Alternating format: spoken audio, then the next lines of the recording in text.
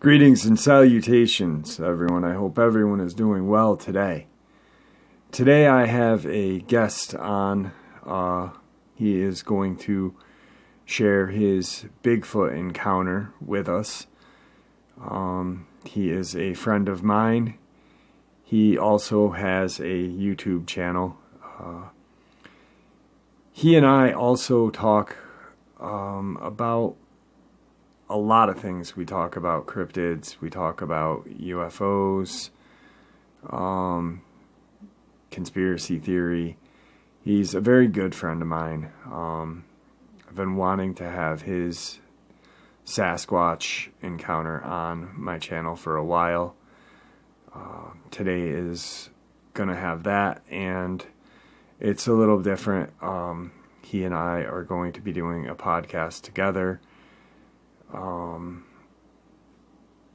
the future, pretty much talking about everything under the sun that just doesn't make sense.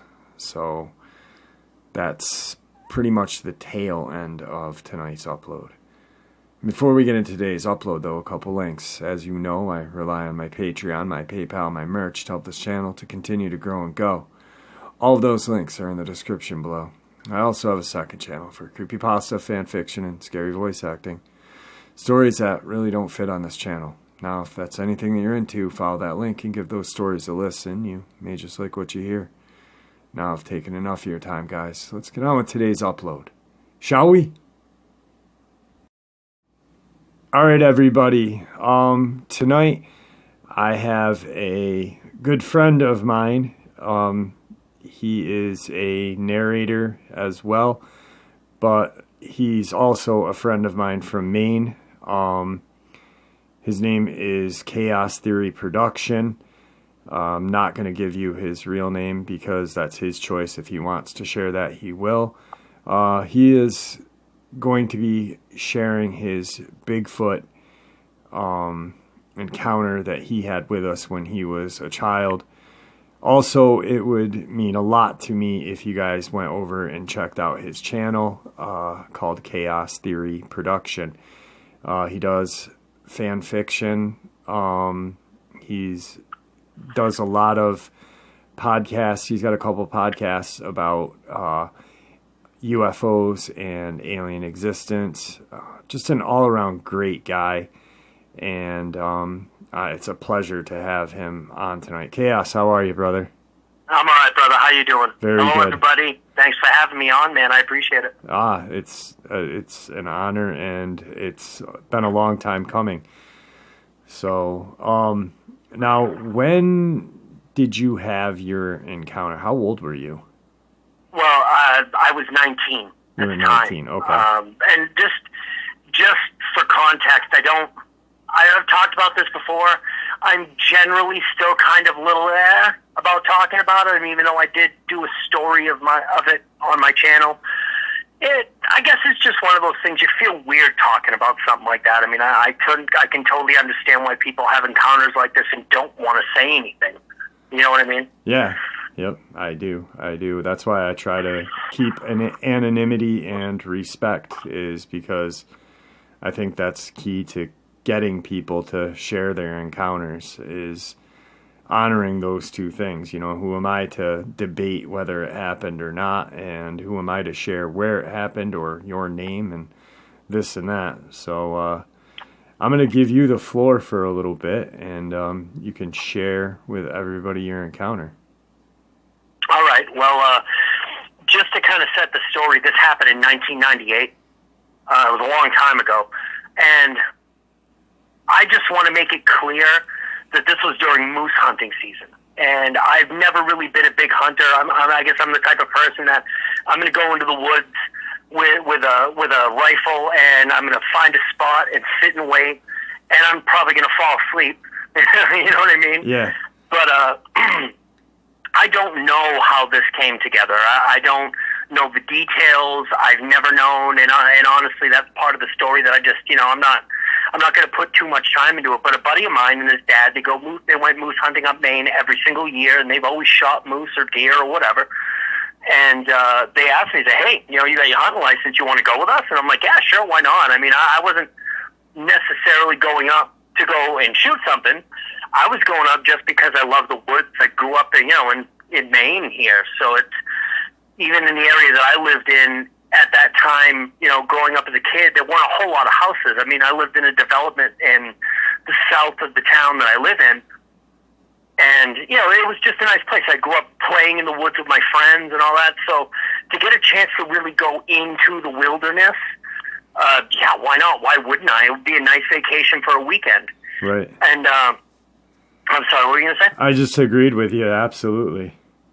So the only thing that I knew of, and I didn't realize it, and I still, even though I've looked at it on paper, but we have two, I guess, mountains, not really big mountains in the state, but they're both called Elephant Mountain. And anybody, you can fact check me totally. It's totally fine, you know. But you've got one that's near Moosehead Lake, and then you've got one in Oxford County. And there's a big difference because I've had people be like, dude, Oxford, Maine? I'm like, yeah, there's a city and a county. I mean, you know, we do that stuff up here. So as far as I knew, we were going up in the deep woods in Oxford County, and so I hunkered down into the back of my, you know, buddy's dad's Bronco, and I pretty much slept the whole way. It was like 4.5, 5 hour drive. So we get up there, and I'm waking up because the Bronco's bouncing. It's one of these old type of, you know, we're talking like late 70s, early 80s Broncos, big one, you know what I mean, big comfortable thing. And I'm waking up, and we're going down what I guess was like a log access road or something like that. It was this little dirt road out in the middle of nowhere. And he turns down what looks like a trail. Didn't even think that we could get this vehicle down there, but he did. And we're coming up on we stop at this little cabin. And the best way that I can describe it is if you've ever seen the Evil Dead movies, that's kind of what the cabin looked like. So it's the first thing that pops into my head. I'm like, great. You know, we're going to find demons out here. Awesome. So we get out of the Bronco, and the biggest thing that I noticed was the fact that it was just silent. It's just nature, dude. I mean, it was beautiful and wonderful, but very intimidating at the same time, because if anything ever happened, it's only the squirrels in the trees that are going to hear you scream, and everything else is going to run away. And, I mean, you know, we get into the cabin, and, you know, there was some, you know, it required some cleanup. Let's just say that. We cleaned it up. We got it ready to go, got our stuff unpacked, and, you know, it was, you know, later afternoon in the day, so we had like, couple hours, 2 or 3 hours worth of daylight left, and you know, my buddy's dad, ex-Vietnam vet, military guy, so he was like Davy Crockett, man, boom, gone. Didn't even hear him, see him, nothing for a couple hours. Well, my buddy at the time was a very large man, like 300 and some pounds, so he wasn't going to walk very far. So probably maybe a quarter of a mile, maybe half of a quarter of a mile away from the cabin, we see this little area where there's a log and there's some thicket. And for anybody who doesn't know what a thicket is, it's basically like thick brush, maybe some thorny bushes. But the way that it was set up was that you had this log and a thicket, and there was some spots that you could pretty much kind of put a gun barrel and a sight through. And maybe 50 yards ahead of that, there were game trails, where, you know, if you went out and looked, we could see there were tracks, and there were plenty of moose tracks, so we're in the right area. You know, we go back to the cabin, we find out where we're going to, you know, how we're going to set this up, go back to the cabin, you know, get something to eat, and go to bed early. And wake up, you know, at the butt crack of dawn, man. You know what I mean? Go out there, and we're sitting there. My buddy's dad takes off again. Who knows where he went? And so my buddy and I are sitting on this log, and we're just kind of talking quietly amongst ourselves. And it got to the point where you're hearing, like, the sun is just barely peeking over. You know, sunrise is starting, I guess is the best way that I can put it.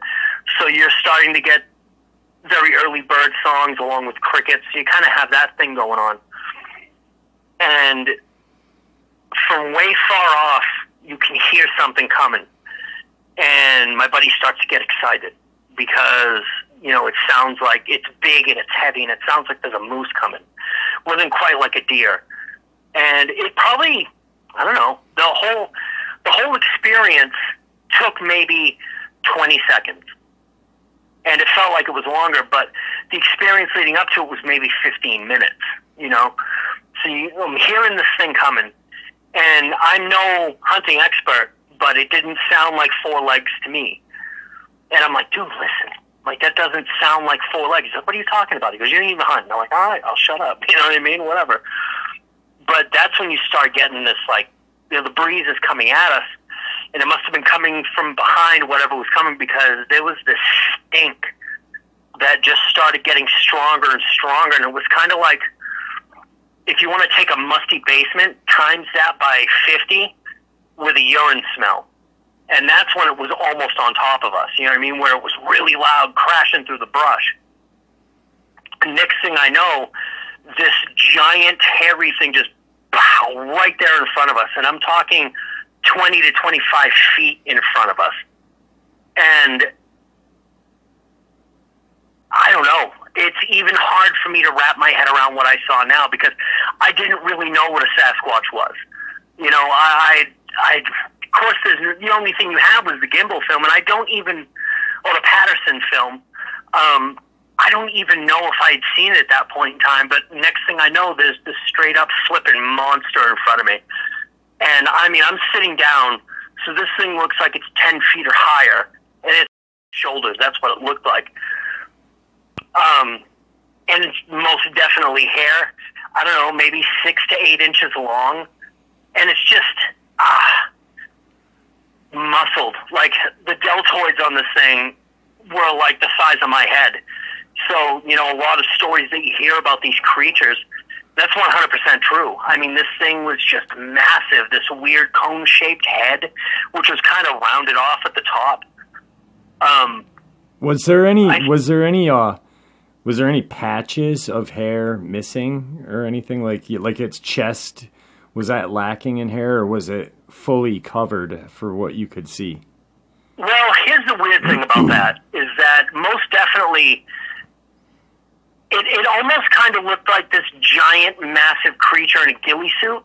But when you're talking like, and I can only speak from my experience, you know what I mean? I'm not trying to take away from stories other people have had, because from what I've heard and what I've, these creatures are almost like us in a way. They all look different in little variations. There was no hair on the face. So, when you see pictures or videos that are actually authentic, I can understand, because looking at this thing, the hair around the face will give it this natural shadow, so it's really hard to see a face. But this thing was so close to us, you could see it. You couldn't not see it. As I remember, the chest was thinner in hair than the rest of it, as well like the palms of the hands. And the thing is that this thing came walking through, and it stopped, and it turned its whole upper body and just looked down at us and snorted. You know what I mean? Yep. And, he's looking at me, I'm looking at him, and the thing is the eyes. The biggest thing that I tell people that really, really struck me, other than the size of this thing, what did the nose or the teeth or the lips look like? It's the eyes, dude. Big, round, like old-style headlight eyes is the best way that I could describe it. But it's looking at me, and it's thinking. Like, you can just tell that there's this intelligence, that it's not some mindless creature like, say, maybe a deer that looks at you, or, it wasn't a reactive type of sense. It's like, I'm sitting here pissing myself, literally, and this thing's looking at me, studying me, just like I'm looking at him and studying him. The only difference is I don't think there was any fear in his eyes or face like there was on mine. Yeah, I'd never seen anything like this before. I grew up watching monster movies as a kid, and I'm looking at one right in front of me. That's the thing. It's just like, I think that encounter itself, that whole encounter, maybe took 20 seconds, because I think we spent more time, looking at each other and trying to figure out what was going on. Now, mind you, my buddy right next to me is shaking like a leaf. Like, he still won't talk about this to this day. I was, hey, do you remember that time? He's like, no, I don't know what you're talking about. And I guess maybe in times, it was kind of traumatic, I guess you could say, seeing something like that. And that may be an understatement, but a motorcycle right here if you hear that. So this thing looks at us, and my buddy is shaking like a leaf. He's got a 30-40 Craig sitting on his lap, which is, in case most people don't know, that's a very high, big caliber rifle. And he's shaking, and he's starting to raise it up off his lap, and I just kind of put my hand on it and the barrel, like on his lap. I'm like, don't do it. And he just, we're staring at him, he's staring at us, and then it kind of just straight up ends. This thing turns its whole upper body and just continues to walk. And literally 2 or 3 strides, and this thing was in the deep brush and gone. It's like I've heard a lot of people say that, when you're dealing with a creature like this, that you're in its living room. And that's kind of what it was. It's like you walking across your living room, like a couple steps, boom, and it's gone. Maybe 15 seconds after that, my buddy and I are looking at each other and we're like, what in the hell? And this thing just lets out this just vocalization, this yell, and literally something like that chills you to the bone. I don't know how far away it got, but I can tell you right now that this thing, it felt like it was literally yelling in my ear. It was so loud. So I'm going to give you something that I didn't put into the video I made of this story on my channel. All right. And I think it was maybe more for continuity, because let's face it, I've had many people come and comment on that story, and I've gotten rid of those comments because I don't want negativity of any kind. Who does on their stories, Right. Some thrive on it, some don't want it. I've gotten rid of those comments where they're like, that's not true, don't lie, that type of thing. And you're going to get that. It doesn't matter. I'm very sure that you face that in the line of work that you're doing. But yeah, I didn't put this in the story because I think at that point I wanted... This happened, but when you're doing stories like this, if you put too much into it, it can sometimes sound far-fetched. Actually not one of, but many people, researchers that I've talked to and have listened to and whatnot have said, not only do you have to worry about the one in front of you, but it's the ones that you can't see behind you or around you. Yeah. Now, after this thing vocalizes and yells, maybe another few seconds after that, probably, it seemed like it was probably maybe 50 yards behind us. It was really close. It was almost like the woods exploded, hoots and hollers and vocalizations, and it sounded like a Mack truck just busting right through. And him and I turned around and looked in time to see very vague shapes dashing the way that this thing went, which leads me to believe that this big boy that was out there was not the only one out there. And from some reports that I've heard in digging into, I want to say lore, and I hate to use that word, but I don't really know a better word to use at the moment, that they'll be kind of like a hunting party. They will space themselves out maybe 50 to 100 yards, even though they know they're there. I guess that's the whole point of using vocalizations and tree knocks and all of that type of thing. It just blows your mind. It really does. Even now, being 43 years old, and I was 19 when this happened, dude, I know what I saw. I know that I didn't dream it. I know that I'm not making it up. But it's still really hard to wrap your mind around something like that. Even now, I've seen weird lights in the sky. I grew up in a haunted house. My grandparents' house was haunted growing up. When you're dealing with something like that, and you see something like that, if you're dealing with it a lot, it can kind of somewhat reach a norm.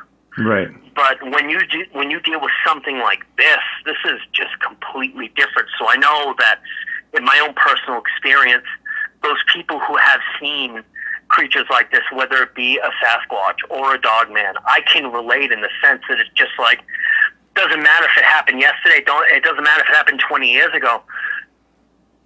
You still don't have an explanation. You know what you saw. You know what happened, but, doesn't make any sense. I mean, I don't know if I'm describing it properly, but yeah, it's just that. It's actually, I talk about it all the time on the channel is, no matter what time limit is between your encounter and now, it's always because our brain is told to that these things don't exist. We're told these don't exist by our parents, unless you've got really cool parents, by society and books, everything, that, there is nothing out in those woods that except bears and, the natural animals.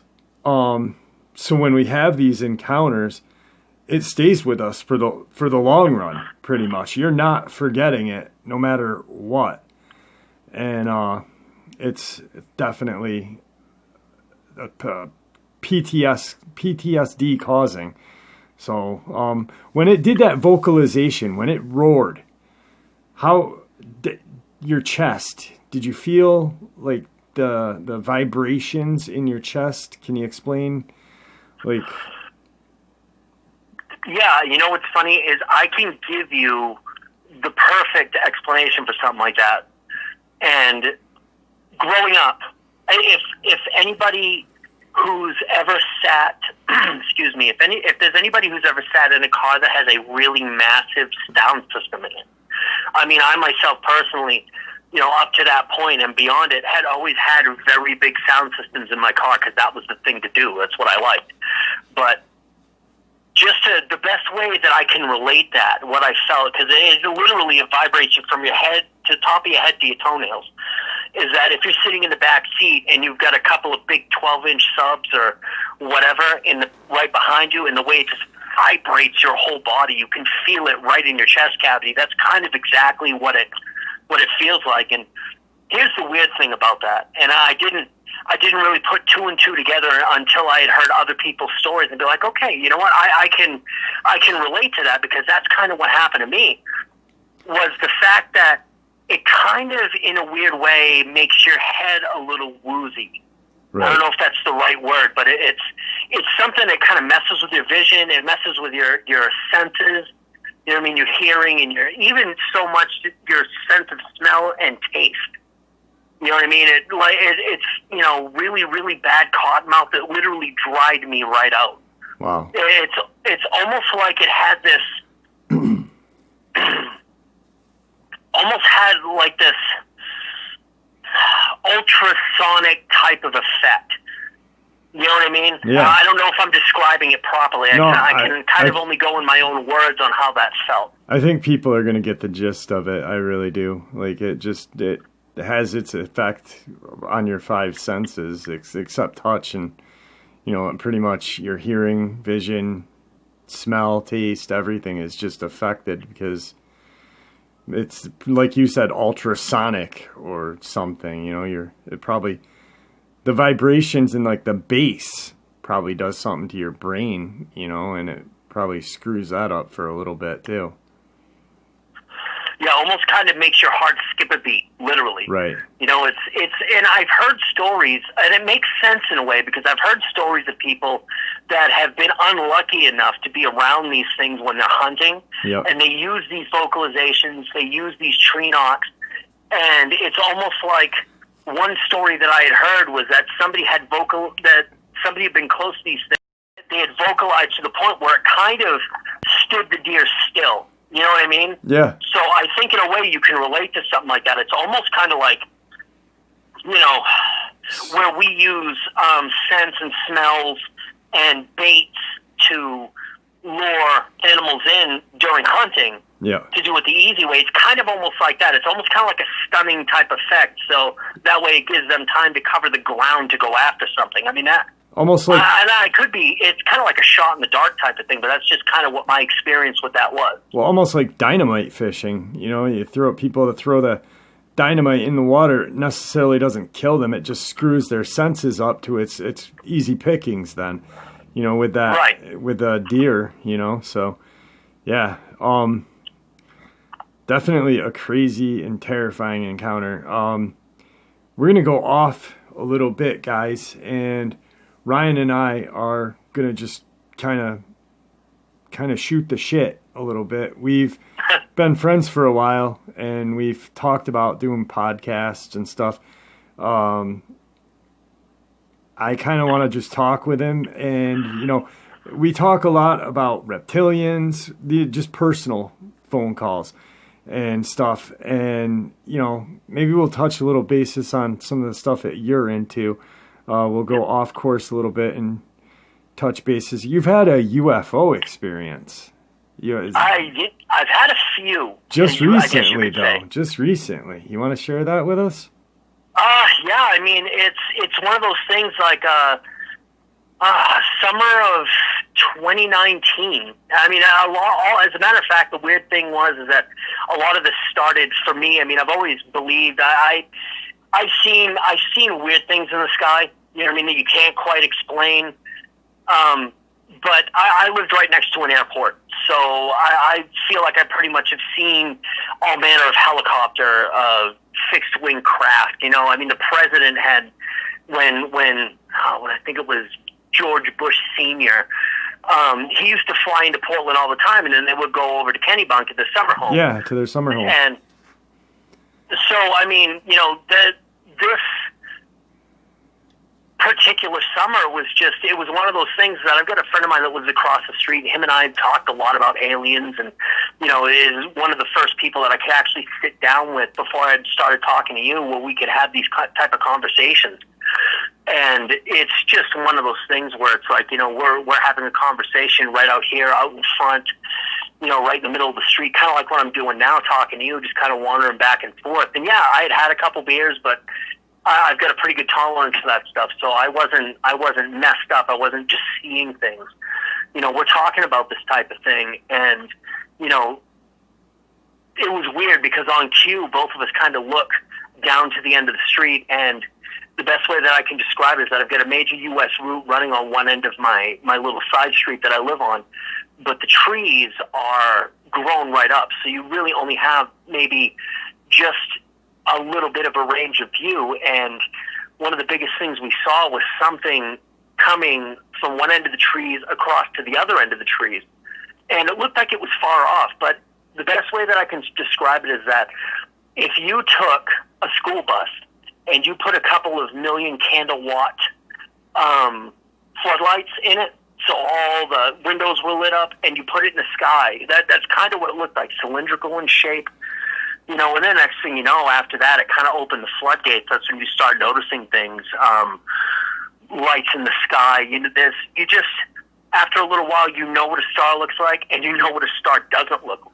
And right. The biggest thing for me, the most rewarding thing for me was one particular evening, my wife, her sister, and my next door neighbor were out here. I had to work the next day, so I was sleeping.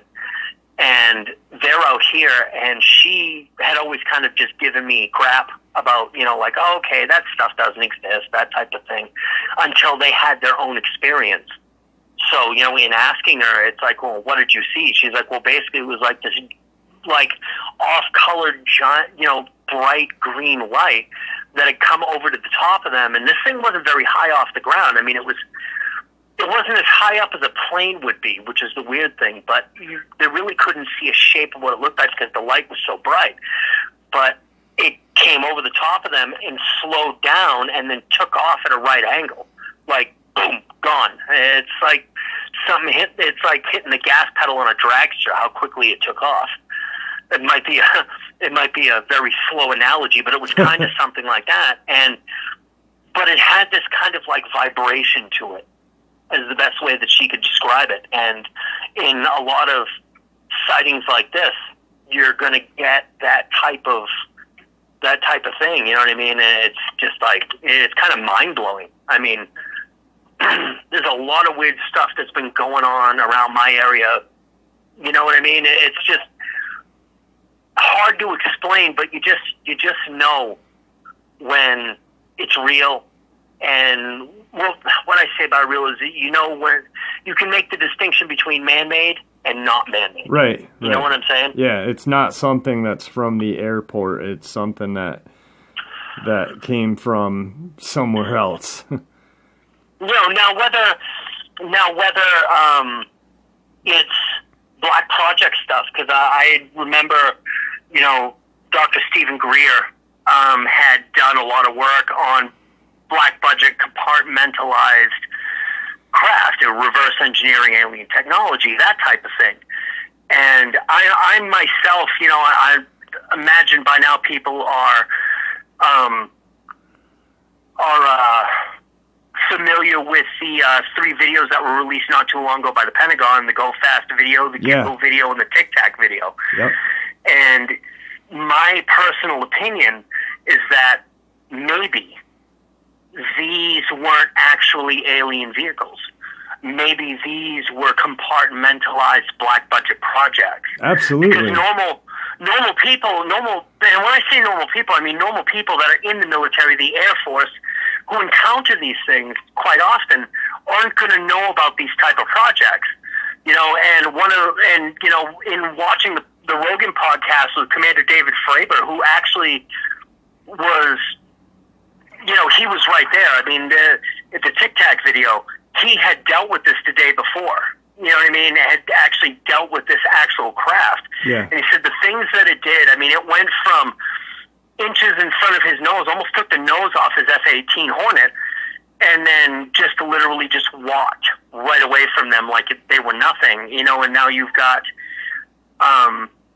the Go Fast and the Gimbal videos, which took place in 2015, which was on the other side. I mean, because the Tic Tac was on the Pacific coast, and the other 2 videos were here on the Atlantic coast. And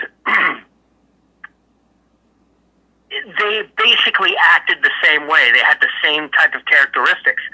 And now that I'm hearing that a lot of pilots, Navy pilots and Air Force pilots, are actually dealing with these same type of craft on a daily basis, even right now, off, so many miles, with the battle groups that are doing their training here on the East Coast. And it's kind of mind-blowing because they're seeing other things. You know what I mean? I guess the way that they described it was they looked like spherical craft that had cubes in them. Right. Yeah, and I just found out about this information maybe about a month or 2 ago. Well, so I'm trying to... It's... Okay, like what you're saying with the man-made crafts, something that fits in that category is we always figure that our traveling, our rockets and things are going to be very pointy, tall, cylindrical, regular rockets. Yet Elon Musk just put a craft in space that's it looks like a huge hot water tank,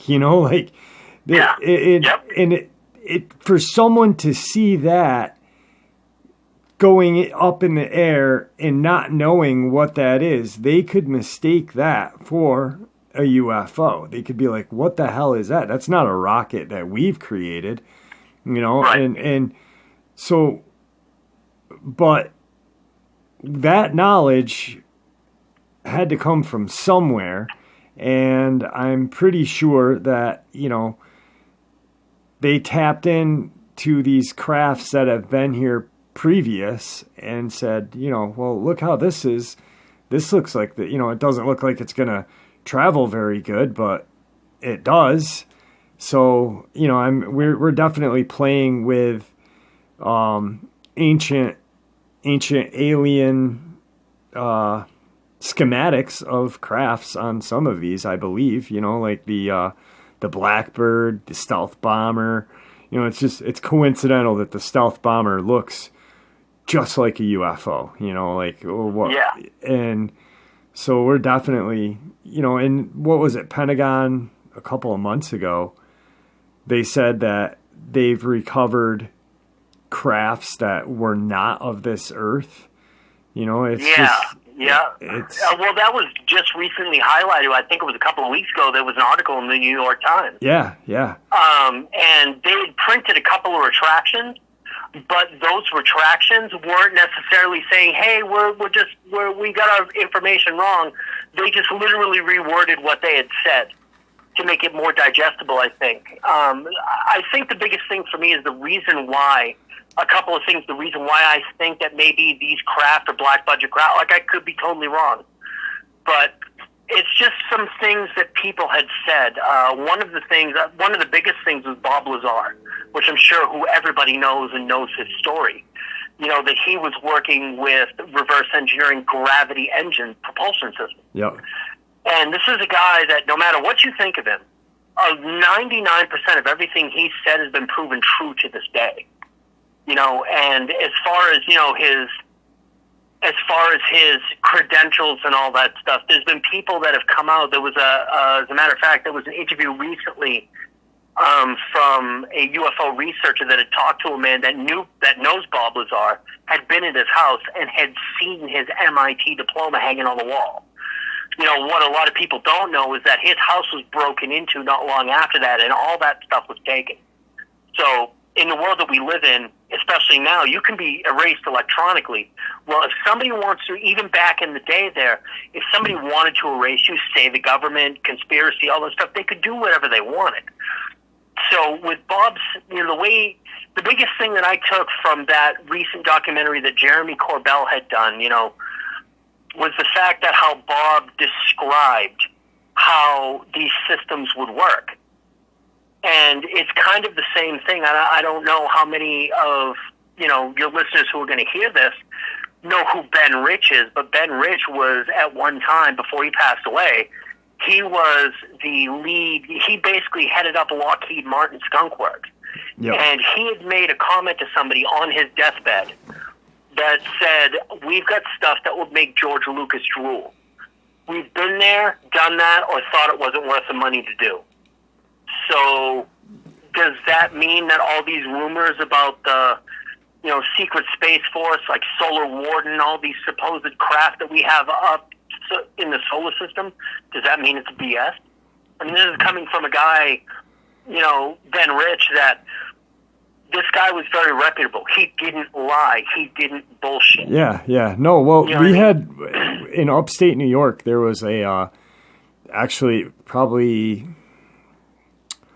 5 miles from where I grew up, there was a small Lockheed Martin plant, and literally it looked like it was so militarized to even gain access. Like there was pole lines that would run behind it, and you couldn't even, like, they built their fences over the pole lines, and, you know, to where nobody could get from, you know, a half a mile from the building. And because they're just building stuff that they don't want the public to know about, you know, and it's definitely a crazy thing.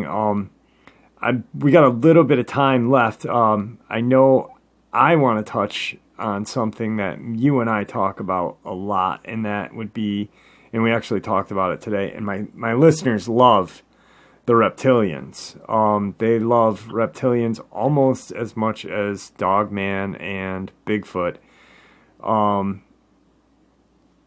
I am fascinated by them as well. You want to share a little info with, because I know you've got a lot of info because you're constantly reading. And where was it? The Draco system or whatever the hell it is? Well, there's a constellation of stars. I'm not sure. I mean, I'm pretty sure it can change depending on where we are in the solar system, but there's the Draco constellation. Yeah. And it's thought that these beings would come from that constellation. There's writings, I guess you could say rumors. I'm not really sure. Ancient writings, you know, that's why the destruction of history is really crappy, because, you know, you don't know. There's a lot of stuff will get lost. And, you know, in a lot of ancient writings, you know, these beings have been, I've heard that they come from this constellation, they've come to this planet, you know, they were probably here for millions of years. I mean, apparently it's a very long-lived race. For as much as we know, there's even more that we don't know. Yeah. I've been following a couple of researchers that have really gotten into the whole reptilian experience, and that there might actually be some on this planet to this day. And there's a lot of people where, I mean, I've seen YouTube videos where it looks like that these reptilians can mask themselves as us, kind of almost like in that TV show V, which is really, really scary for us old timers who remember that. Yeah, V was awesome, man. Well, yeah, it was great, and it's just like, well, think about it. If these creatures, or these beings, I should say, have this type of technology, who's to say that they can be what they are through hybridization or through technology? They can look just like us, and we wouldn't even know. Right, absolutely. What Ike talks about them all the time, man. I mean, it's. I've got a theory, and every time Chaos and I talk, we bounce crazy theories off of each other. For some reason, my theory with these portals out on the Ute Reservation near Skinwalker Ranch, I think that has a lot to do with the reptilians. For some reason, I just have a feeling,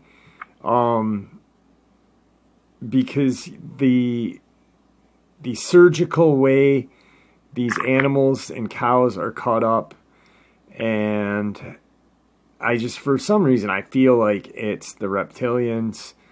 I believe a lot of different monsters or creatures come out of them from wherever, an alternate universe or whatever. But I mean, who are we to say an alternate universe isn't part of the universe anyway? It's a big universe. Maybe it's all connected and it's just a wormhole to a whole different area in the universe.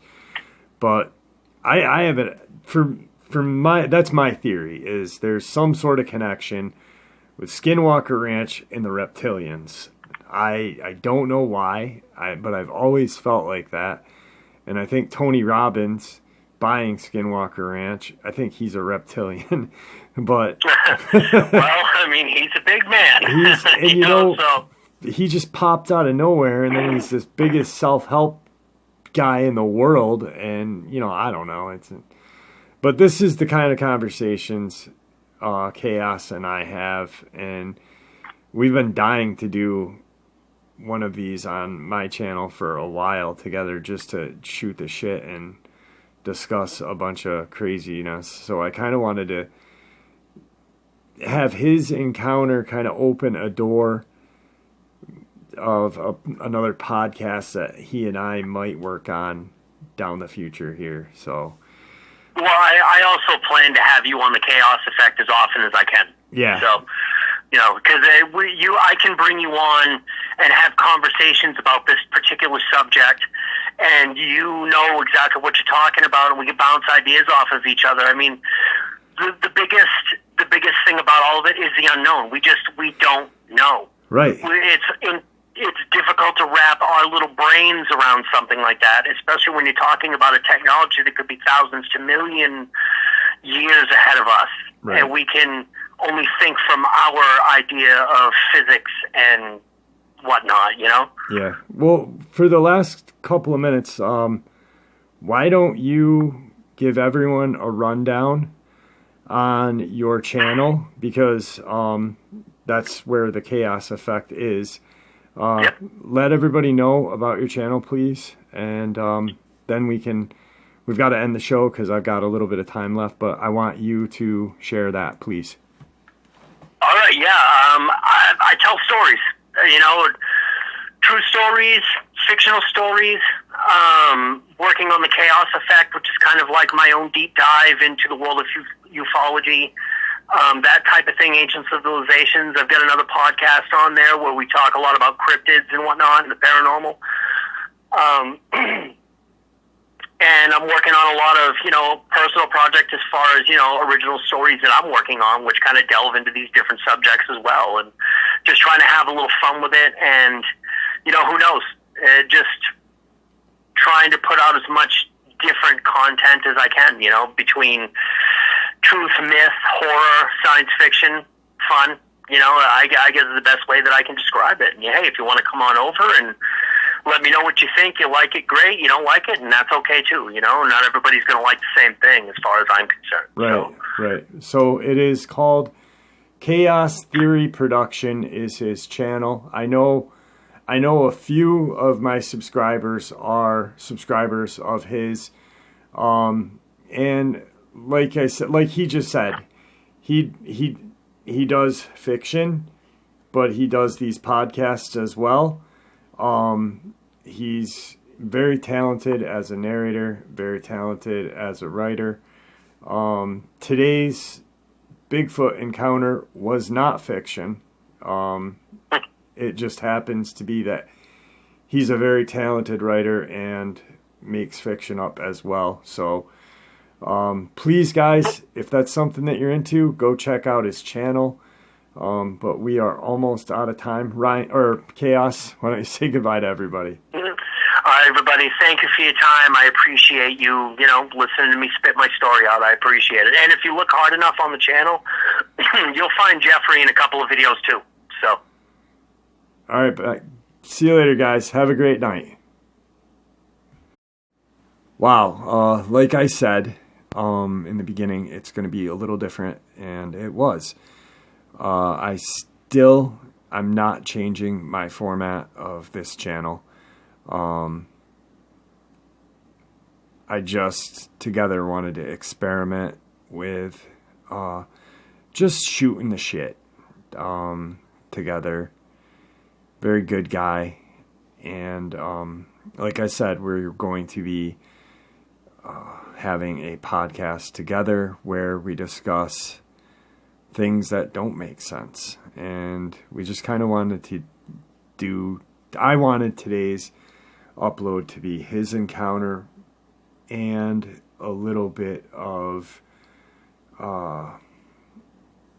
little test pattern, I guess, for the podcast. It's not going to be on my channel. Like I said, I'm not changing the format of my channel at all.